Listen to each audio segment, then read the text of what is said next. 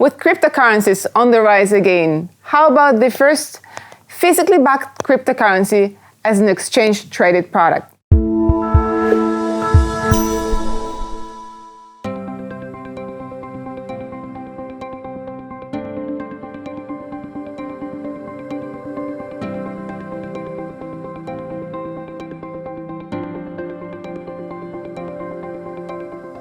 Hey, welcome to the studio of Inside Tomorrow again. And we will speak all about cryptocurrency. This is all about Amun. What is Amun, what it stands for? So Amun was created to make buying crypto as easy as buying a stock.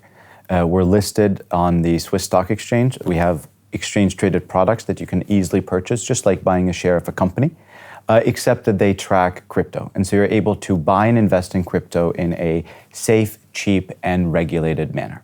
Okay, so why Switzerland?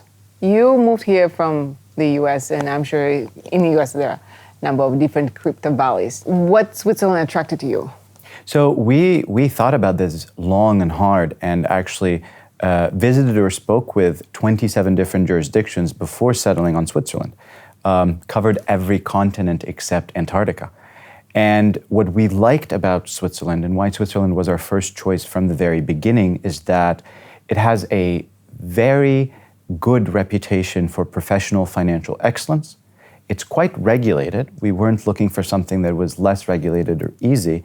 And it's also very neutral. And so we were able to use Switzerland as a base from which we could expand into the rest of the world, which is absolutely our plan. The fact that both the Swiss regulators and Swiss politicians are so bullish on crypto and so bullish on blockchain to the point that sometimes they get upset about Zug being called Crypto Valley because they say, oh, it's not Crypto Valley, it's Crypto Nation. Everyone is involved.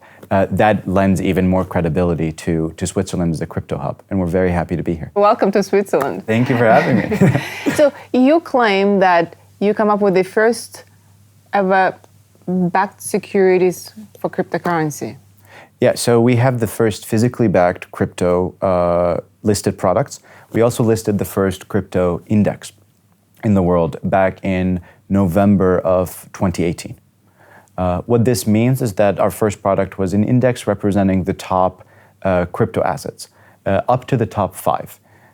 Rebalances on a monthly basis, so you always have access to the latest and greatest in the crypto market, and it allows you to take a step back.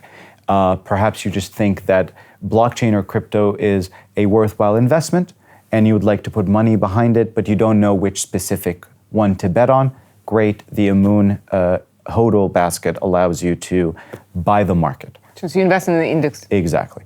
And if you wish to have more specific, nuanced strategies and you want to buy this asset or that asset, then we have single asset ETPs representing today Bitcoin, Ethereum, and Ripple, which are the top 3 crypto assets, and you can buy them separately. By the end of the year, we should have 6 to 8 more, including more thematic things. Perhaps you want to bet on smart contracts or payments or staking, etc., as well as a couple of surprises. Look forward to the surprises. Now, the basket of 5, what are the currencies that are inside? So today it is Bitcoin, Ethereum, Ripple, Litecoin, and Bitcoin Cash.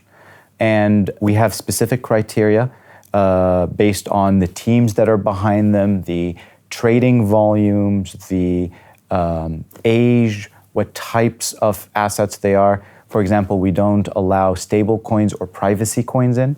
KYC and AML is quite important to us. And so what matches our criteria, we then score based on its projected future market cap or supply number. And then that is the weight within the index. So right now it's about half Bitcoin and half the other top 4. Got it. Okay, so do you have any preferred cryptocurrency?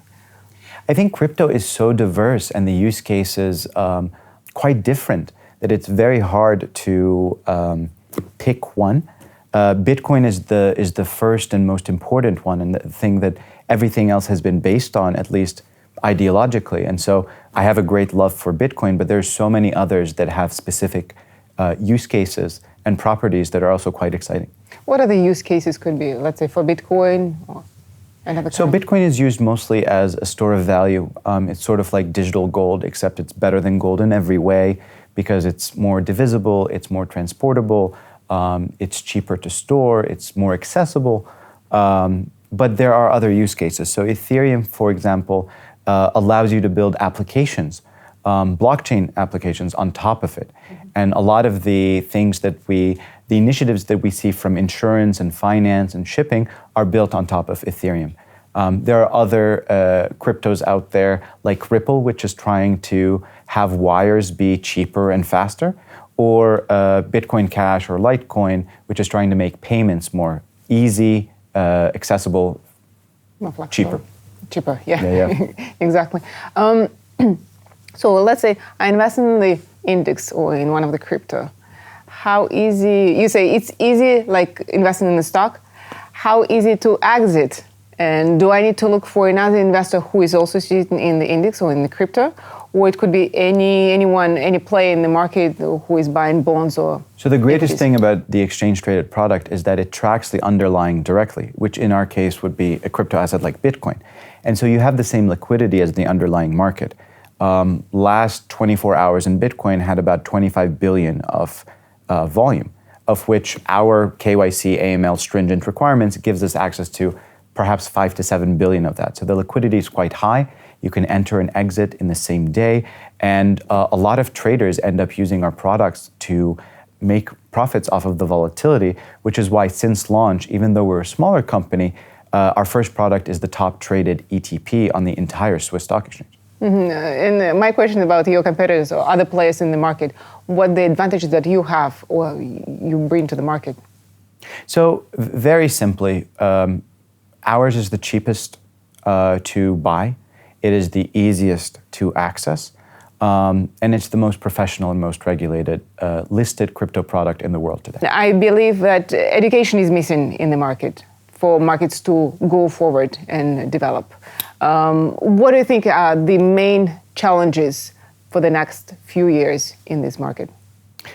We need greater institutionalization. New tools by people like the New York Stock Exchange and Fidelity need to come on board, and they've started doing that. Regulations are catching up. In Switzerland, we're quite advanced with our regulations. A few other countries need to more properly catch up. And finally, like your good point there, education. We need to realize that this is going to touch every industry and therefore everybody, and we need to get proper education for everyone involved. Thank you, Hany, for this interview. The pleasure is all mine. Thank you for watching this interview with Hany Rashwan, and stay tuned to our next episode of Insight Tomorrow. I'm your host, Yelena Ganzov.